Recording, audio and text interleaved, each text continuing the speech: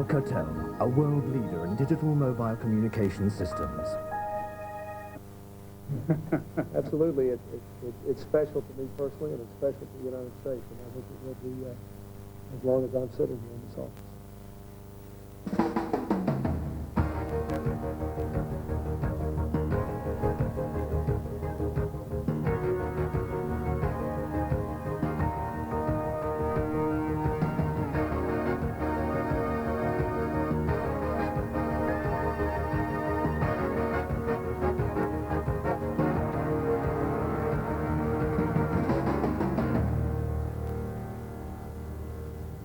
Where is Britain going? The alternatives for the beleaguered UK economy are not that appealing. There is a fading special relationship with the US, the minefield of Maastricht and Fortress Europe, or could there just be a black hole between the two? In a special report, we talk to experts on both sides of the Atlantic and across Europe. This week we also profile Hong Kong Governor Chris Patten and visit Zurich, where there are a few hot collars in the ice-cool banking community. But first, here's Matthew Smith with Update. Thanks, Felicia. There seems to be a trend at the moment for investing overseas. According to a Gallup survey for Smith Newcourt, almost a quarter of Britain's leading institutional investors are planning to increase their holdings of Japanese equities. The percentage of fund managers planning to increase their Japanese equities exposure has risen from 5% to 23% over the last few weeks. However, institutions are less enthusiastic about investment opportunities in continental Europe and the UK. The green shoots are some way off yet. And here's a word of caution for all UK viewers who do their banking in National Westminster.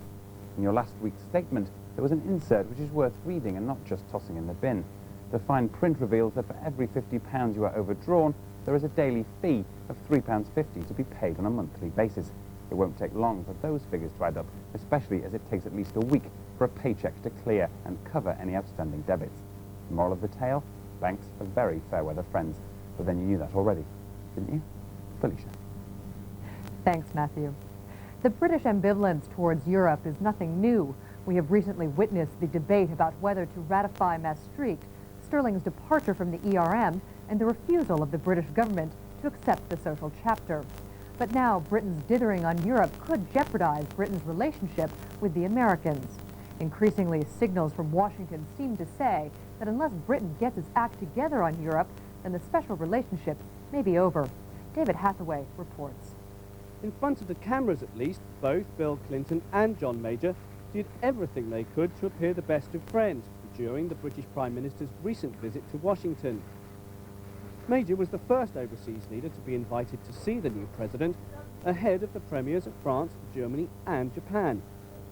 And President Clinton went out of his way to make the right noises when asked by reporters about the status of the special relationship.